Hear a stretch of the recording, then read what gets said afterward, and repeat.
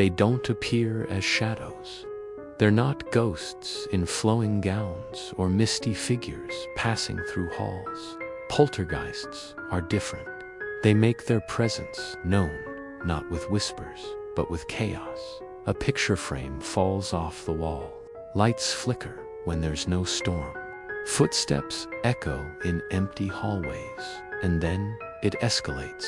Objects are thrown across rooms. Doors slam without cause. Glass shatters. A small council house in a quiet suburb became the center of a media storm after a family reported bizarre activity. Furniture moved on its own. Toys flew across rooms. Loud knockings were heard inside walls. The family, especially two young sisters, were terrified. Many investigators believe that poltergeists are not ghosts at all, but rather a form of psychokinetic energy, unconsciously projected by living people, especially adolescents or those experiencing stress or trauma. Drawers opened and closed by themselves. The culprit. Many believe it was a 19-year-old secretary working her emotional stress. Was theorized to have created a surge of psychic energy, unintentionally causing the havoc. In other words, the haunting isn't caused by a spirit, but by the people themselves. At times, one of them appeared to be speaking in a deep, unnatural voice, claiming to be a spirit named Bill, who had died in the house years earlier. Investigators, journalists, and even police witnessed strange events: chairs tipping, items flying, and unexplained noises. Some are far darker. She reported black ooze seeping from walls, disembodied voices, and terrifying visions. One night, a member of a paranormal team was nearly choked by a cord while investigating the attic. The haunting followed Jackie even after she moved to another state. Too many. This suggested something more than an energy surge. It suggested an intelligent, malevolent presence. Sometimes, even scratches appear on walls or on people. All over the world, homes have become battlegrounds for unseen forces. It often starts small. But what makes these entities unique is their apparent strength. Children waking up to see furniture stacked on top of itself. Walls dripping with water no plumber can explain. These aren't scenes from a horror movie. They're real claims made by ordinary people. Others say they're entities feeding off the energy of puberty or anxiety. A few suggest they're interdimensional beings, briefly colliding with our world. And then there's the skeptical view. The human brain, under stress or fear, can hallucinate, misinterpret natural events, or even fabricate experiences. Unlike typical hauntings that linger quietly, poltergeist phenomena are aggressive. They disrupt, destroy, and disturb. The word poltergeist comes from German, poltern and Geist. Literally, it means noisy ghost. In some cases, spiritual cleansings or religious blessings seem to reduce the activity. In others, nothing works. Many families stay quiet, afraid of being labeled crazy. Some endure in silence. Others abandon their homes altogether. When a seasoned police officer sees a chair slide across the room by itself.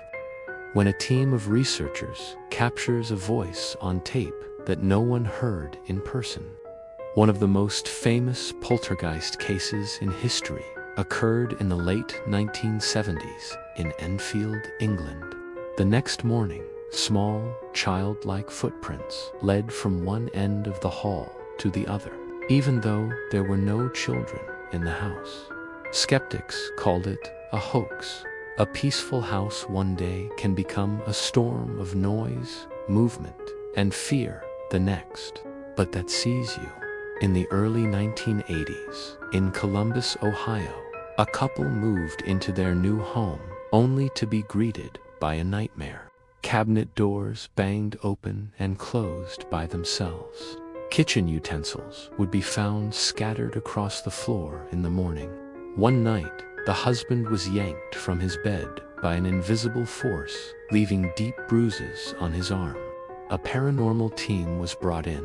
They claimed the home was under the influence of a violent poltergeist, possibly attracted by emotional stress or past trauma in the house. Believers called it undeniable proof, but to the Hodgson family, it was real, too real. Similar stories echo from every corner of the world. That's one common thread in poltergeist cases: intense emotional energy. One such case was recorded in 1967 in Rosenheim, Germany. A law office began experiencing bizarre disturbances. Lights exploded. Phones rang without reason. But not all poltergeist stories end with a psychological explanation. In San Pedro, California, in the late 1980s, a young woman named Jackie Hernandez claimed her home was under attack. Homes affected by poltergeist activity often share similar signs: unexplained knocking or banging sounds, items disappearing or reappearing in odd places, electrical disturbances, sudden foul smells, physical attacks like scratches, pushes, or hair-pulling pets reacting fearfully to unseen forces, loud crashes with no visible cause. Sometimes the activity is brief-lasting, days or weeks. Other times it stretches on for years. While science remains skeptical, the sheer number of documented cases around the world suggests that poltergeists, whatever they are not just campfire tales. Families torn from sleep by crashing dishes. So what causes it? Theories vary widely. Some believe poltergeists are malevolent spirits attracted to fear or trauma. Still, even skeptics are left scratching their heads when multiple people in the same household witness the same inexplicable event.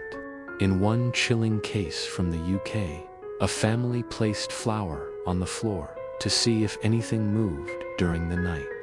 Not every poltergeist case makes headlines, and perhaps that's the most terrifying part. You never know when or where it might happen. There are no warning signs, no clear rules. If your walls start knocking when no one's there, if your lights flicker but your wiring's fine, if something cold brushes past you in the hallway at night, don't ignore it. You might be living with something you can't see.